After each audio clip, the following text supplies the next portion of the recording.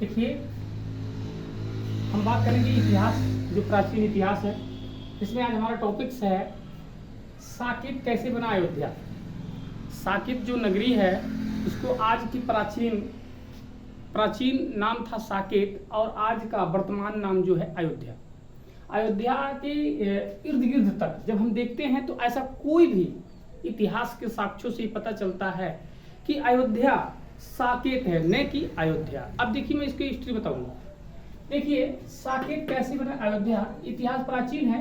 यहाँ पर एक महानायक जिसको दिया गया पुष्य सुंगमित्र, ये सबसे जबरदस्त महानायक है जिन्होंने हमारे देश में बौद्ध काल का, यानी बौद्ध की समाप्ति का, जो बौद्ध की जो समाप्ति का प्रक्रिया बताई जाती है, जिन्होंने बौद्ध को समाप्त करने का काम किया, ये हमारे यही महानुभाव हैं जो पुष्यमित्र शुंग।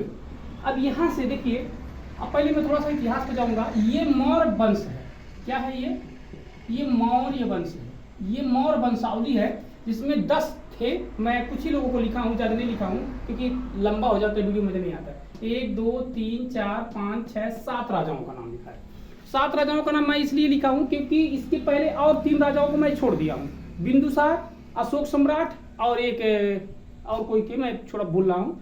तो हाँ, एक बिंबिसार थे जो, हाँ चंद्रगुप्त, सॉरी ठीक है, चंद्रगुप्त, बिंबिसार, उसके बाद अशोक सम्राट। ये 3 महानायकों को छोड़ दिया गया, बाकी उनके वंशजों को लिखा गया यहाँ पर। तो यहाँ से देखते हैं, बात करते हैं कि 492 से लेकर के 544 तक बिंबिसार ने अपना शासनकाल किए। ये उन्हीं के वंशज थे।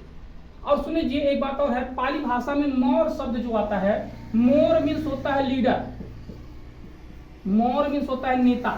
क्या? नेता, ध्यान रखिएगा। मोर मीन्स होता है नेता। और मोर, अब देखिए, मुकुट मीन्स होता है ताज। तो यहां पर जो दिया गया मोर माने पाली भाषा मिलता है, हिंदी भाषा नहीं, अब तो कंफ्यूज मत होइएगा। पाली भाषा मिलता है कि मोर माने होता है नेता, अगुआ, लीडर। ठीक। अब यहां से देखिए, तो इस तरह से सारे राजाओं का कंप्लीट हुआ कार्य।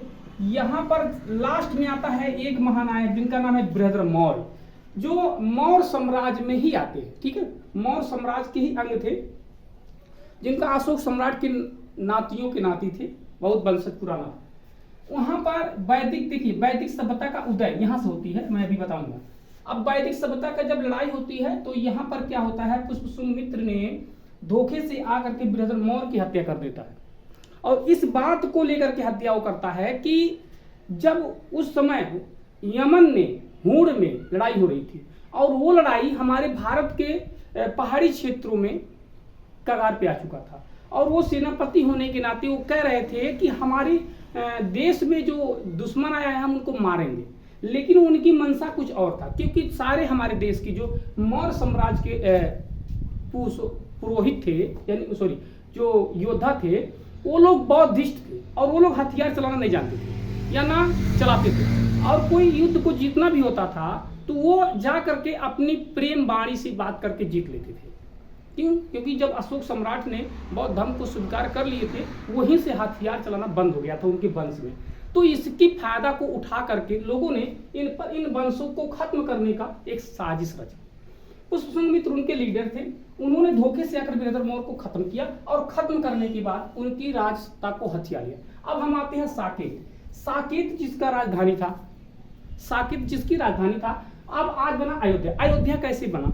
जब पुष्यमित्र ने साकेत पर आकर के कब्जा किए तो उस समय बिना लड़े हुए उन्होंने कब्जा किया। ध्यान रखिएगा, कोई उनके विरोध में, जैसे पहले राजा कौन होता था कि जो लड़ाई करता था, मार करता था और उसके मुकुट को जीत लेता था, वही उसको योद्धा कहा जाता था। लेकिन अयोध्या मतलब अयोध्या में कोई वीर ही नहीं था, मतलब बिना युद्ध किए युद्ध को या राज्य को जीतने की प्रक्रिया कोई अयोध्या का, मतलब यहाँ पर कोई युद्ध नहीं हुआ और हम उसको जीत भी लिए।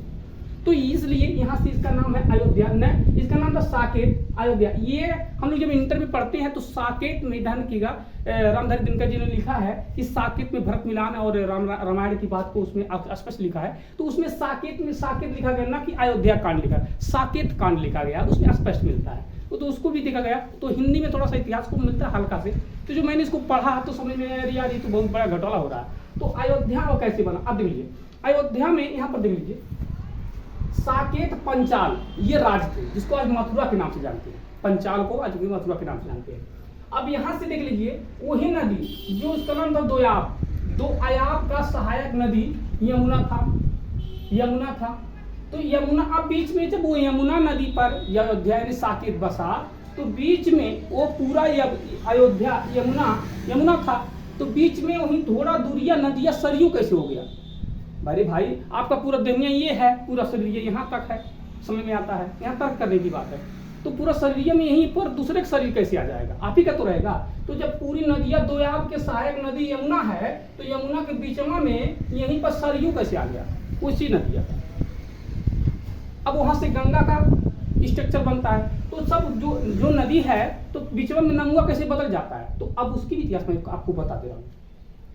क्या हुआ कि जब पुष्पशुंग मित्र का सबसे ज्यादा लड़ाई